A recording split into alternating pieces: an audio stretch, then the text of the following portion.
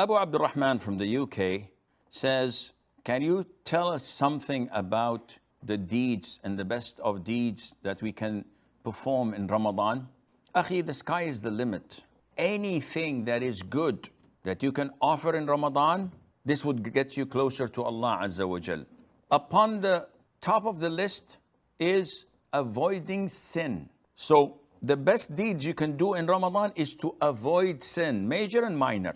And one of the best ways of doing so is to eliminate totally your usage of social media. So you do not enter during the month of Ramadan social media at all. No YouTube, no Instagram, Snapchat, Twitter, Facebook, whatever. Nothing. Complete zero. And you devote your time to getting closer to Allah Azza wa Jal. It's going to be difficult. And the reason is that we are addicted to these haram things. And in Ramadan, Allah is coaching us, training us to kick the habit and not to be addicted to what is halal, such as water and food. This is halal. But Allah is telling us to refrain from halal things, 15 hours, 17 hours, 19 hours, depending on your region, so that we are not even addicted to what is halal. Rather, we worship Allah Azza wa Jal and we do whatever He tells us to do. So by default, any other addiction to haram things, you would have to cleanse your system. You have to detox, as they say. Everybody's saying you have to detox. Now, in Ramadan, we detox from these social media, from YouTube, which only leads us to sin after sin. Yes, we might find 5 minutes of a lecture or of a reminder, beautiful, but the rest of the hour is all in haram. So totally avoid it. There is worshipping Allah with what He mandated upon you, and this is the highest of all types of forms of worship. So Taraweeh is good, Witr is good, night prayer is good. Nothing is equivalent to praying Fajr in the masjid for men, to praying your fard prayers on time for both men and women. So do your level best in ensuring that what's mandated upon you from Allah is being done without any delay or shortcomings. Now, the best thing for us men is to pray Fajr in the masjid and remain until the sun rises, reading the Quran, making dhikr, and then praying 2 rak'ahs. Whoever does this in the masjid, Allah would reward him with the reward of a Umrah and Hajj.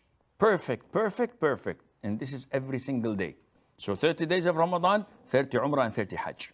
And you don't have to go to the agent and get a visa and come all the way to Mecca. No need.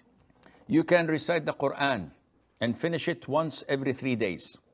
This is one of the best things, meaning that you read 10 juz' per day. So in 3 days, you finish the Quran, you start over again. You can give money in charity. Ibn Abbas, may Allah be pleased with him, when with his father, says that the Prophet ﷺ was as generous as the wind. And he would be most generous in Ramadan. So this is a byproduct of revising the Quran, is that you become generous and you give in the cause of Allah Azza wa Jal. Feeding the food during the month of Ramadan, it's one of the byproducts of being generous. So you feed the food, and among those whom you feed are the poor, the needy, and even your relatives who are not poor or needy. The Prophet said, ﷺ, whoever breaks the fasting of a person will get the same reward as he had. So someone who fasted and it's now sunset time, you give him dates, you give him water, milk, some soup, some sambusa, and a meal, then Allah would reward you with the same reward of him fasting a full day. So you can do that. You have to observe night prayer, known as Taraweeh. So if you pray with the Imam in the masjid until he concludes his witr, Allah would reward you as if you have prayed the whole night from Isha till Fajr. And if you do this every single night without skipping a night, Allah would forgive all of your sins, previous sins.